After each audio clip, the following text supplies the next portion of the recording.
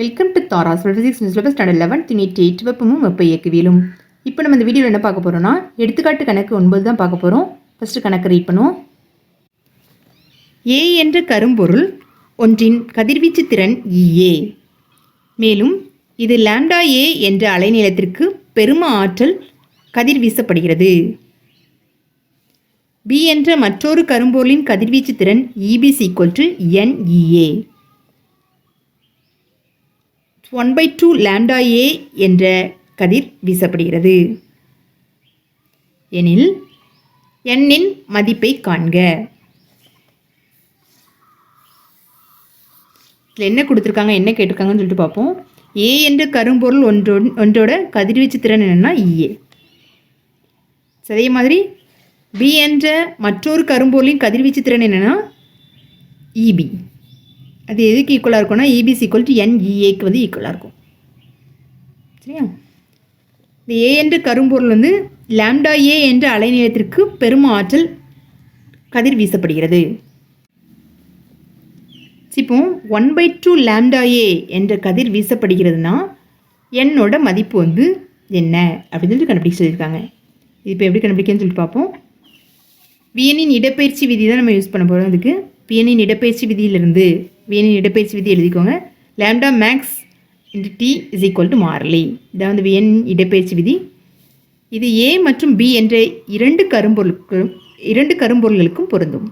அப்போ ரெண்டு கரும்பொருளுக்கு வந்து இந்த வியனின் இடப்பெயர்ச்சி விதியை நம்ம எழுத போகிறோம். ஏங்கிற கரும்பொருளுக்கு எழுதினீங்கன்னா லாம்டா ஏ இன்ட்டு டிஏ. பிங்கிற கரும்பொருளுக்கு எழுதினீங்கன்னா lambda B into d b. So அது ரெண்டுமே ஈக்குவல். ஸோ இப்போ lambda A d a is equal to மாறிலி, lambda B d b is equal to மாறிலி. ஸோ அப்போ lambda A d a is equal to lambda B டிபின்னு சுட்டு எழுதலாமா? ஸோ அப்போ இதுலேருந்து டிஏ ஒரு சைடு கொண்டு வந்துடுங்க, லாம்டா ஒரு சைடு கொண்டு வந்துடுங்க. ஸோ அப்போ எப்படி கிடைக்கும்? Lambda A divide by lambda B is equal to TB divide by TA அப்படின்னு சொல்லி கிடைக்கும். ஸோ இப்போ இதுலேருந்து lambda B is equal to என்ன அப்படின்னு சொல்லிட்டு ஏற்கனவே கொடுத்துருக்காங்க. Lambda B is equal to என்ன? இதில் வந்து lambda B is equal to என்ன கொடுத்துருக்காங்கன்னா 1/2 லாம்டா ஏ அப்படின்னு சொல்லி கொடுத்துருக்காங்க. Lambda B is equal to 1/2 lambda A. So இப்போ அதை வந்து சப்ஸ்டியூட் பண்ணுமா இல்லை? ஸோ இப்போ d b divide by DA is equal to lambda A divide by 1/2 lambda A. Lambda A வந்து கேன்சல் ஆயிரும். இது 1/2. ஸோ அதாவது மேலே கொண்டு போகுது 2/1 ஆகும். அதாவது 2. சரியா? ஸோ அப்போ TB divide by DA is equal to 2 அப்படின்னு சொல்லி கிடைக்கும். டிபி டிவைட் பை டிஏ என்னோட மதிப்பு என்ன? 2 அப்படின்னு சொல்லி கிடைச்சிருக்கு. டிபி இஸ் ஈக்குவல் டு இந்த டிஎன்சியில் கொண்டு போனீங்கன்னா 2TA. சரியா? நெக்ஸ்ட் வந்து ஸ்டீஃபன்-போல்ட்ஸ்மன் விதியிலிருந்து அடுத்து வந்து ஸ்டீஃபன்-போல்ட்ஸ்மன் விதி எழுதுகிறோம். சரினா நம்ம இப்போ வந்து n மதிப்பு கண்டுபிடிக்கணும். சரியா? ஸ்டீஃபன்-போல்ட்ஸ்மன் விதி EB divided by EA is equal to TB divided by TA whole power 4. சரியா?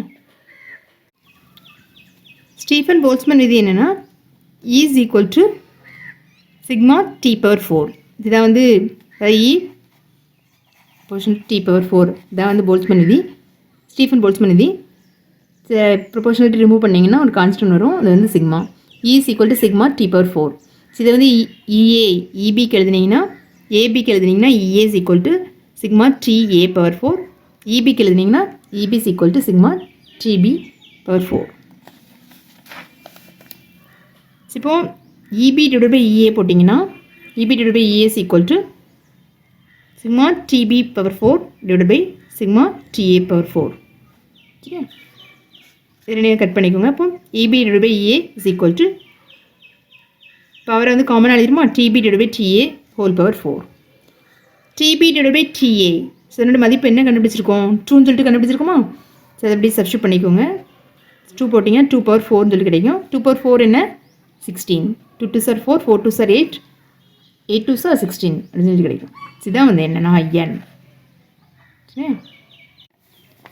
இப்போ இதுலேருந்து EB is equal to NEA அப்படின்னு சொல்லிட்டு நம்ம ஏற்கனவே கொடுத்துருக்காங்க. இந்த ஃபார்மேட்டில் நம்ம கொண்டு வந்துட்டோம். சில இந்த EBC ஈக்குவல் டு எழுதுனீங்கன்னா EBC ஈக்குவல் டு இந்த E இந்த செல்லு கொண்டு போனீங்கன்னா EBC ஈக்குவல் டு NEA அப்படின்னு சொல்லி கிடைக்கும். N மதிப்பு என்ன 16EA அப்படின்னு சொல்லி கிடைக்கும். EBC equal to NEA relation வந்து நம்ம ப்ராப்ளத்தில் கொடுத்துருக்காங்க. ஸோ அதான் நமக்கு இதில் கிடச்சிருக்கு. NEA is equal to 16, N வந்து 16 உள்ளனால 16EA அப்படின்னு சொல்லி கிடைக்கும். ஸோ அதான் இதில் எடுத்து எழுதியிருக்கோம். EB divided by EA is equal to N மதிப்பு வந்து 16. ஸோ இப்போ EB is equal to இந்த EA இந்த சைடில் கொண்டு போனீங்கன்னா 16EA அப்படின்னு சொல்லி கிடைக்கும். அதாவது NEA N into EA சொல்லி கிடைக்கும். N மதிப்பு வந்து 16, அதனால 16EA அப்படின்னு சொல்லி கிடைக்கும். ஸோ இப்போ EB is equal to 16EA.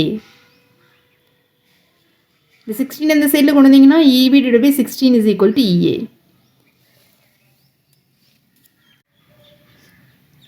இதுலேருந்து என்ன சொல்லலாம்னா கரும்பொருள் B கரும்பொருள் Aவை விட குறைந்த அலைநிலையத்தையே உமிழும்.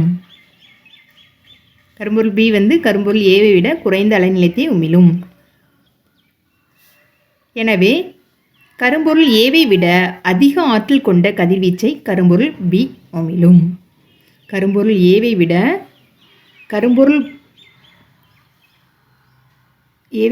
அதிக ஆற்றல் கொண்ட கரும்பொருள் B இருக்குல்ல, இந்த கரும்பொருள் B வந்து அதிக ஆற்றல் கொண்ட கதிர்வீச்சை உமிழும். சரியா? EB is equal to 16EA. சரியா? EB is equal to இந்த EA வந்து இந்த ஆற்றலை வந்து ஏக்குள்ள ஆற்றலை வந்து ஏ கரும்பொருளுக்குள்ள ஆற்றல் வந்து 16ஆல் மல்டிப்ளை பண்ணும்போது கிடைக்கக்கூடியதான் EB. பிங்கிற கரும்பொருளுக்குள்ள ஆற்றல். அப்போ கரும்பொருள் Aவை விட அதிக ஆற்றல் கொண்ட கதிர்வீச்சை கரும்பொருள் B வந்து உமிழும். ஃபஸ்ட்டு வியனின் இடப்பெயர்ச்சி விதி செலுதி இது மூலமாக TB divided by TA அதனோட மதிப்பு கண்டுபிடிச்சிக்கோங்க. அதுக்கப்புறம் ஸ்டீஃபன்-போல்ட்ஸ்மேன் விதி செலுதி EB divided by EA is equal to என்ன அப்படின்னு சொல்லிட்டு கண்டுபிடிங்க. அது மூலமாக நமக்கு கிடைச்சிருக்கக்கூடிய ரிசல்ட் வந்து EB is equal to 16EA. சரியா? இப்போ நம்ம கண்டுபிடிக்க வேண்டிய N மதிப்பு கண்டுபிடிச்சிட்டோம். சரி, ஃபைனலாக ஆன்சர் எடுத்து எழுதிக்கோங்க. N மதிப்பு 16. இப்படி ஃபைனலாக ஆன்சர் எடுத்து எழுதிக்கோங்க. இதோட எடுத்துக்காட்டு கணக்கு 9 வந்து முடியுது. தேங்க்யூ.